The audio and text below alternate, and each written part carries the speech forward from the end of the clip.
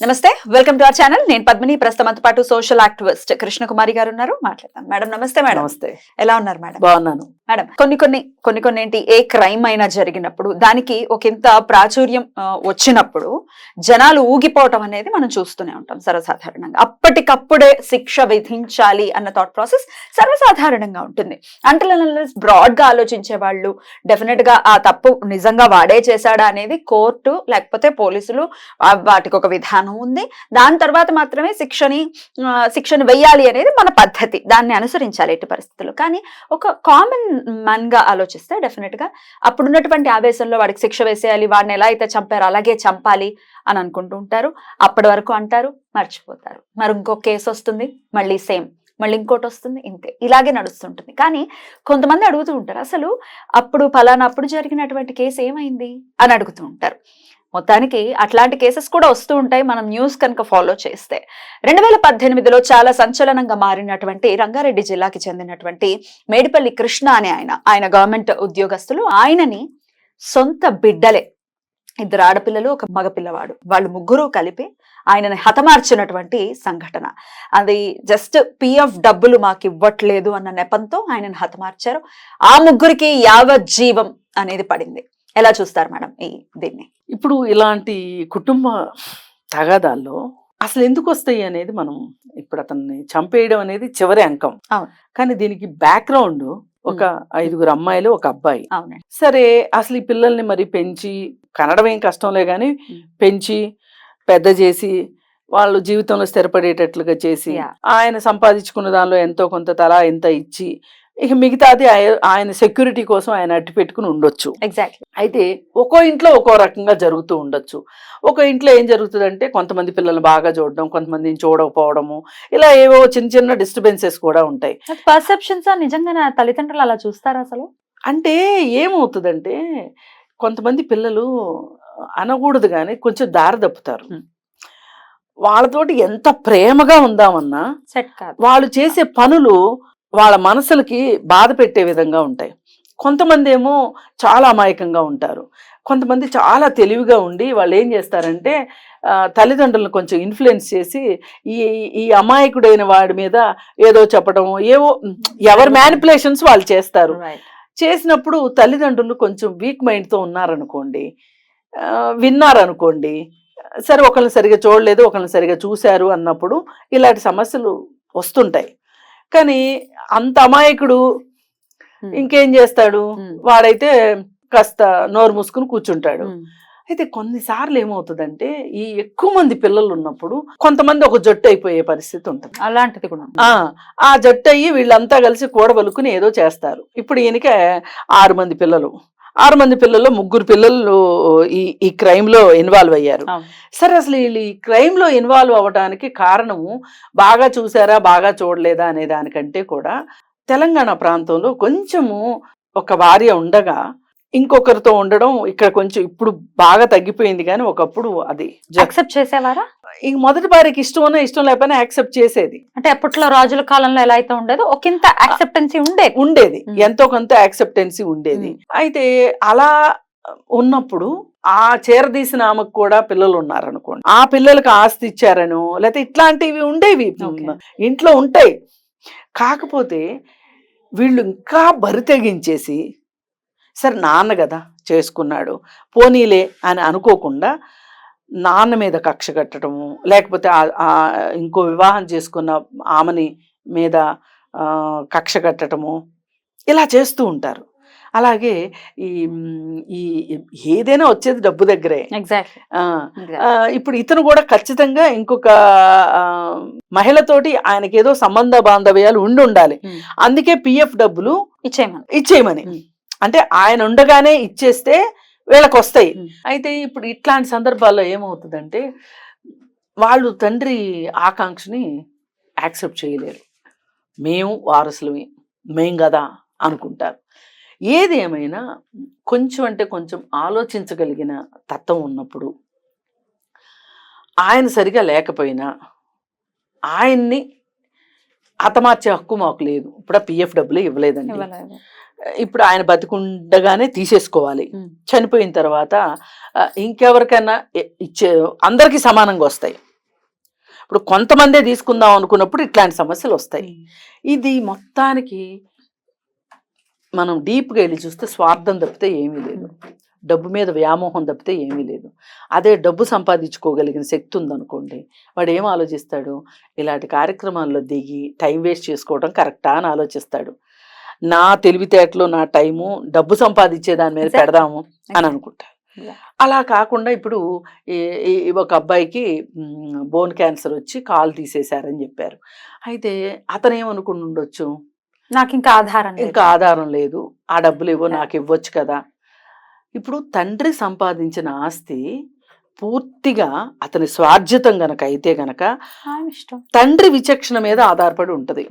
అతను ఒక కొడుక్కి బాగలేదు, ఆ కొడుకుని ఇప్పుడు ఇదే అనుకుందాం, ఈ బోన్ క్యాన్సర్ వచ్చింది, కాలు తీసేశారు, ఆ కొడుకుని ఎక్కువ చూడాలి అని ఆ తండ్రి అనుకోవడం తప్పులేదు. అండ్ అదే ఆయన హక్కు కూడా. ఆయన ఎట్లాంటి కేసులు వర్తించవు, అస్సలు వర్తించవు, అది ఆయన ఇష్టం. అందుకే ఆయన అదే ఇప్పుడు ఆయన బతికుండగా ఇస్తే సరి, ఆయన చనిపోయాక అయ్యేసరికి ఏమవుద్దంటే అందరికి సమాన వాటా వస్తుంది. అందుకోసం కష్టార్జితమైన సమాన వాటా వస్తుంది. మామూలుగా అయితే భర్త ఆస్తిలో భార్యకి వాటా ఉండదు, పిల్లలకే ఉంటుంది. కానీ ఆయన ఏమీ రాయకుండా చనిపోయాడు అనుకోండి, ఇప్పుడు ఒక భర్త భార్యకి ఏమీ రాయకుండా కొడుకులకు మాత్రమే ఆస్తి రాశాడు అనుకోండి, ఆ భార్య అడగటానికి లేదు. ఆయన ఏమీ రాయకుండా చనిపోతేనే భార్యకి హక్కు వస్తుంది. మరి అలాంటప్పుడు ఈ పరిస్థితుల్లో వీళ్ళు ఏమనుకుని ఉండొచ్చు, మా ముగ్గురికే కావాలి అని ఈ ముగ్గురు కలిసి ప్లాన్ చేసి ఉండొచ్చు, కానీ ఆరుగురికే వస్తుంది. మామూలుగా ఆయన కనుక చనిపోయి ఉన్నట్లయితే ఆయన అకౌంట్ లో ఎన్ని డబ్బులు ఉన్నాయో ఆరుగురు సంతకం పెడితేనే ఇస్తారు, ఆ డబ్బులు వెనక్కి వస్తాయి. మరి ఇలాంటి పరిస్థితుల్లో అసలు మామూలుగా ఆలోచించాల్సింది ఏంటంటే, అసలు తల్లిదండ్రులు ఏ విధంగా ఉన్నారు, తల్లిదండ్రులు ఏ విధంగా ఉంటే ఈ పిల్లలు ఇలా తయారయ్యారు. అసలు తల్లిదండ్రులు కొంత డబ్బు మీద పిచ్చి వ్యామోహం లేకుండా, ఇప్పుడు ఈ తండ్రి ఈయన ఎలా సంపాదించాడో నాకైతే తెలియదు. మామూలుగా అయితే మనం చూస్తున్న సమాజంలో జరుగుతున్నది ఏంటి, ఎవరినైనా తొక్కేసైనా ఎవరినైనా తోసేసైనా సరే తొక్కుకుంటా తోసుకుంటా ముందుకెళ్ళిపోయి అన్యాయం చేసినా మోసం చేసినా ఏం చేసినా డబ్బు సంపాదించేవాడే హీరోలాగా ఉన్నాడు. ఇట్లా సంపాదించిన తర్వాత ఆ సెకండ్ జనరేషన్ వాళ్ళు ఇతని కష్టాన్ని, మోసం అయినా సరే కష్టమే కదా అని రెస్పెక్ట్ ఇస్తారా? నువ్వు ఇట్లాగే కదా సంపాదించింది, నా ఇష్టమైనట్టు నేను ఉంటాను. అసలు ఎప్పుడైనా సరే చాలా సందర్భాల్లో చూస్తుంటే ఒక జనరేషన్ కనుక బాగా కష్టపడి సంపాదిస్తే సెకండ్ జనరేషన్ వాడు థర్డ్ జనరేషన్ వాడు మొత్తం వదిలిచ్చేవాడు వస్తాడు, పండిత పుత్ర పరమసుంట అన్నట్లు. ఒక 3 జనరేషన్స్ అయ్యేసరికి మళ్ళీ వచ్చిన పాయింట్ దగ్గరికే వస్తారు. ఇప్పుడు ఇక్కడ మరి ఇతను ఏది ఏమైనా మానవ విలువలు అనేవి ఒకటి ఉంటాయి కదా, పైగా చట్టం ఎంత ఏ నాటికైనా సరే ఏదో ఒక రోజు మనం మనుషుల ముందు చట్టం గొప్పదే అని నమ్మాలి. బాధాకరమైన విషయం ఏంటంటే 2018లో జరిగితే 2024 దాకా 6 ఏళ్ల పాటు వీళ్ళు సభ్య సమాజంలో తిరిగారుగా. అసలు కనీసం 1 సంవత్సరంలోపు శిక్షలు పడవా ఇట్లాంటి కేసుల్లో? ఫాస్ట్ ట్రాక్స్ రావాలి. ఈ కోర్టుల్లో విపరీతంగా పేరుకుపోయి జాప్యం అసలు న్యాయం జాప్యం అయితే న్యాయం జరగనట్టే లెక్క. ఈ ఇష్యూ అప్పుడు కలకలం రేపింది కానీ మర్చిపోయారు కదా. అందుకని ప్రభుత్వాలు కూడా ఆలోచించాల్సింది ఏంటంటే, త్వరితంగా అయితే ప్రజల్లో కూడా ఏది తప్పు ఏది ఒప్పు, ఇది ఒక కేస్ స్టడీ. ఒక రకంగా కుటుంబ సంబంధాలు క్షీణించిపోతున్నాయి, డబ్బుమయం అయిపోతున్నాయి అనడానికి ఈ కేసు ఒక పెద్ద ఉదాహరణ.